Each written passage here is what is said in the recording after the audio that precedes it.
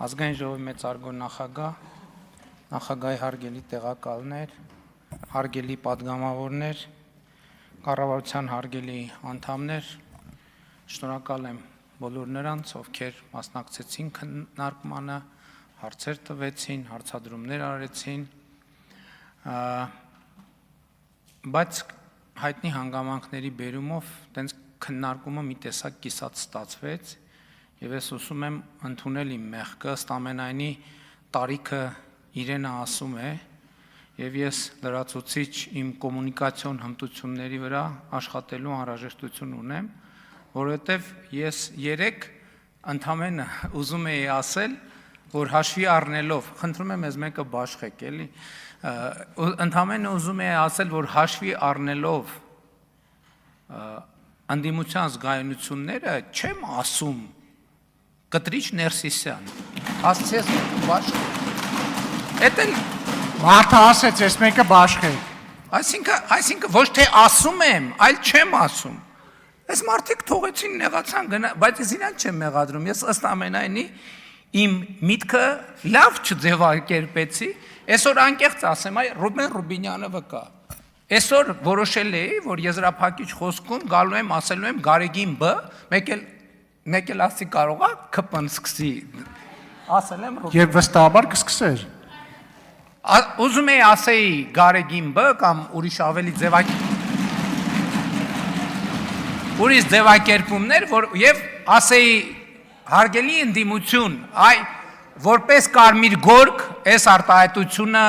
փռում եմ ձեր ոտքերի տակ եւ վերադարձեք խորհրդարան, դել չթողեցին որ ասեմ, էդ էլ չթողեցին որ ասեմ։ Եվ հիմա, հարգելի գործընկերներ, ամենահետաքրքիրն է նա, այս ընդդիմությունը, հարգելի ընդդիմությունը, այս ինչ լեգիտիմության թեմա է առաջ քաշում։ Ժողովուրդ ջան, լեգիտիմ չի, ասել եմ դեռ նախորդ գումարման խորհրդանի վերջում, վայր դրեք ձեր մանդատները, հրապարակը սպասում է ձեզ, հեղափոխություն արեք, ժողովուրդ ջան։ Ավելի լավ հեղափոխական իրավիճակ, կամ ոչ լեգիտիմ ընտրությունը, ոչ լեգիտիմ իշխանությունը չկա, դա դրախտ է ցանկացած ընդդիմության համար։ Ձևերն էլ ցույց ենք տվել, գնացեք Գյումրիից, քայլելով կամ վազելով կամ այն մի ընդդիմությունը բանից էր գնաց, տարբեր կողմ, 4 կողմերից էին գնացել, չգիտեմ, նստեք են աթոռին, նստեք են, գնացեք հեղափոխություն արեք։ Այս ինչի մասին է խոսքը։ Այդ ես ընտրություններից առաջ եմ, կեղծվել են ընտրությունը, այդ ում ձայնն է կեղծվել, ասել եմ հրապարակ կոչ եմ, ես եմ կոչ արել ժողովրդին դուրս գալ եւ հեղափոխություն անել։ Բայց եթե ինչի են այս մարդիկ անդադ չեն կողմնոսում, գնում են, գալիս են, դուրս են գալիս, ներս են մտնում, որովհետեւ այս մարդիկ լեգիտիմության խնդիր իրանք ունեն։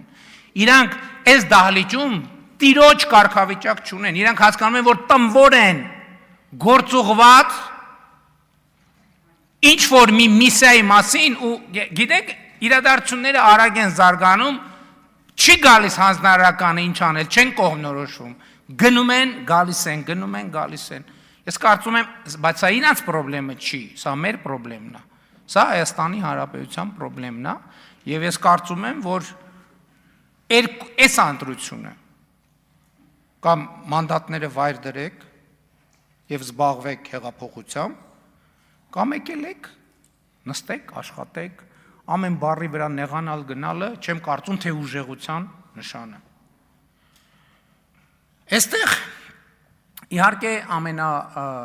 քննարկումը շատ ակտիվ չեղավ, ես չեմ հիշում, գիտեք, որ ես 2 օր տևի կառավարության ծրագրի քննարկումը, ճիշտ է չեմ ստուգել, բայց գոնե էդ եմ ասում, տպավորությունների մակարդակում այս ամենակարճ քննարկումն է կառավարության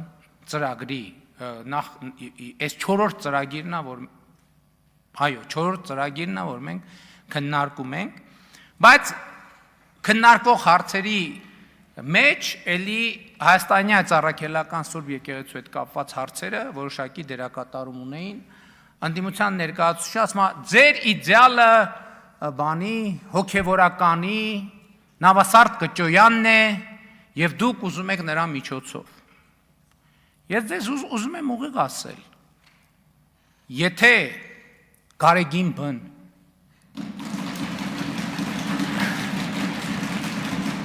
Էրիկա, կամ Կտրիչ Ներսիսյանը։ արեք դե ժողովուրդ, մի հարամարեք։ Չէ՞։ Չէ՞։ Տրամաբանությունը կոտրվեց։ Պարոն Ղազարյան, ձեզ նկատողություն և Ահա։ նախազգուշացում։ Շատ լավ։ Եթե ընդունի այդ օրակարգը, ես այս ամբիոնից հանդիսավոր կերպով ասում եմ, որ ես կնստեմ եւ իր հետ կքննարկեն ամենայն հարգանքով այդ օրակարգը։ Ես չեմ ասել երբեք, որ գիտեք ինչ կան մերոնքականներ եւ կան ոչ մերոնքականներ, որոնց մի մասը կարա բարեվարկության կանոնները պահի, մյուս մասը չպահի։ Ես միշտ ասել եմ եւ իմիջայլոց Հայաստանյաց առաքելական Սուրբ եկեղեցու բարենորոգման օրակարգը հստակ ձևակերպված է։ Բարեվարկության կանոններ եւ այդ կանոնները պահելու հստակ մեխանիզմներ։ Ես ավելին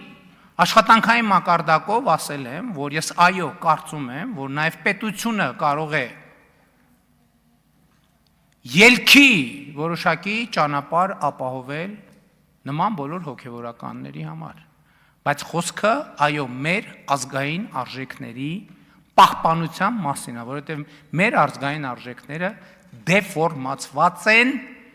հենց այդ փաստի բերումով։ Մենք ոնց կարանք ժողովուրդ, լավ եկեք ամեն ինչ դնենք մի կողմ, քաղաքական, մենք ոնց կարանք հանդուրժենք, որ մեր սրբություն սրբոցը ախտահարված է։ Լավ եկեք ամեն ինչ դնենք մի կողմ։ Ուզում եք վեհափառ ասենք, ուզում եք Գարեգին Բ ասենք, ուզում եք Կտրիչ Ներսիսյան ասենք, ինչ ուզում եք ասեք, այդ ամեն ինչից անդին կամ փաստեր, որոնց մասին գիտի Հայաստանի Հանրապետության յուրաքանչյուր քաղաքացի եւ յուրաքանչյուր հավատացյալ։ Այդ լեգիտիմության խնդիրը տեղ է, լեգիտիմությունը գերկարևոր հարց է։ Այսօր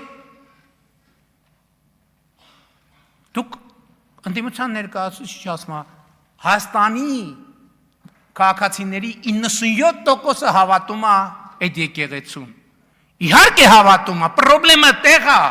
որ Հայաստանի քաղաքացիների 97% հավատում է, իսկ եկեղեցու գլուխը չի հավատում Աստծուն ընդհանրապես։ Ինքը հոգևոր կյանք չունի։ Ինքը ժխտել է Աստծու հետ իր ուխտը, եւ այդ ուխտադրժությունը փաթաթված է մեր բոլորի վզին։ Ես պատրաստ չեմ այդ ուխտադրժության պատասխանատվությունը կրել։ Պատրաստ չեմ։ Գիտեք ինչի, հիմա ասեմ ինչի։ Այսօր երկու անգամ նոր կտակարանի Մատթեոսի ավետարանի երանիներից մի նախադասություն հնչեցվեց։ Ես էլ ուզում եմ իմ նախադասությունը հնչեցնել Մատթեոսի ավետարանի երանիներից։ Երանի հոգով աղքատներին, որովհետև նրանցն է երկնքի արքայությունը։ Երանի սքավորներին, որովհետև նրանք պիտի մխիթարվեն։ Երանի հեզերին, որովհետև նրանք երկիրը պիտի ժառանգեն։ Երանի նրանց, որ քաղցրն ու ծարավն ունեն արդարության, որովհետև նրանք պիտի հագենան։ Երանի ողորմածներին, որովհետև նրանք ողորմություն պիտի գտնեն։ Երանի նրանց, որ սրտով մաքուր են, որովհետև նրանք Աստծուն պիտի տեսնեն։ Երանի խաղաղարարներին, որովհետև Աստծու որդիներ պիտի կոչվեն։ Երանի նրանց, որ հալածվում են արդարության համար, որովհետև նրանցն է երկնքի արքայությունը։ Երանի է ձեզ, երբ ձեզ նախատեն ու հալածեն, եւ իմ պատճառով ձեր մասին ամեն տեսակ չար խոսք սուտ ասեն։ Ցնծացեք եւ ուրախացեք, որովհետև երկնքում ձեր վարձը շատ է, քանի որ այսպես հալածեցին մարգարեներին, որ ձեզնից առաջ են եղել։ Այս սրա համար ես չեմ կարող հանդուրժել։ Իսկ այսօր եկեղեցու պաշտպանության դիրքերից հանդես են գալիս մարդիկ, ովքեր ասում եմ չգիտեն Աստվածաշնչի, կտակարանի, ավետարանի մեջ ինչ տարբերություն կա, չգիտեն։ Նրանց համար եկեղեցին ընդամենը գործիք, ընդամենը փող լվանալու մի համակարգ։ Քրեական ենթամշակույթի մի հերթական պլատֆորմ։ Սրա մասին է խոսքը։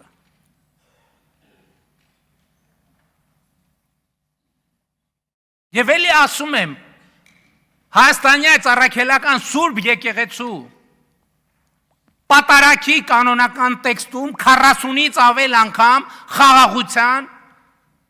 խաղաղություն անունը արտահայտությունը հնչեցվում է։ Հիմնականում Աստծուն աղաչելով խաղաղության համար։ Աստծուն աղաչելով աշխարհի խաղաղության համար։ Այսինքն մի քանի տեղ ընդգծվում է աշխարհին խաղաղություն։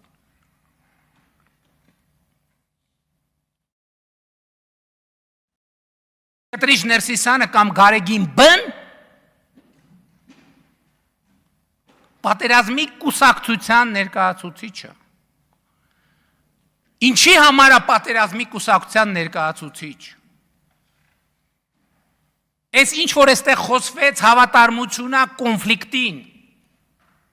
այն կոնֆլիկտին, որը բխում է ստալինյան հայրենասիրությունից, այն կոնֆլիկտին, որ դրվել է Հայաստանի Հանրապետության հիմքում, որ տեսեք ինչ են ասում, անընդհատ, ինչի մեջ են ինձ մեղադրում, ինձ մեղադրում են, որ ես մի պարզ բանի, ես պարզ հարց եմ տալիս և խնդիր եմ առաջադրում, մենք մեր միջավայրում պետք է կարողանանք ապրել առանց արտաքին օգնության։ Իրենց ասածը ինչ է, եթե մենք շարունակենք գնալ այն ճանապարհով, իսկ մենք բոլորովս, մինչև 2024 թվականը բոլորս նույն ճանապարհով ենք գնացել։ Այդ ճանապարհի մեջ մի քիչ սենց, մի քիչ, բայց բոլորովս նույն ճանապարհով ենք գնացել։ Եթե մենք գնանք այդ ճանապարհով, բոլոր ճանապարհները տանում են միտեղ։ Գիտեք որտեղ են տանում այդ ճանապարհները։ Միտեղ, որտեղ ավարտվում է Հայաստանի անկախությունը։ Որտեղ երբ որ մենք այստեղ ինքնուրույն չկարողանանք ապրել, ընդդիմության մյուս ներկայացուցիչն ասում է, ինչ եք ժառանգել եւ ինչ եք ստացել։ Ասեմ, դաժանա, բայց ասեմ։ Ես ընդ որում մինչև 2024 թվականը այդ երկրի վարչապետն եմ եղել եւ ասում եմ որպես այդ երկրի վարչապետ։ Մենք մարիոնետային պետությունը դարձրել ենք մի պետություն, որը անկախ եւ ինքնիշխան լինելու շանս ունի։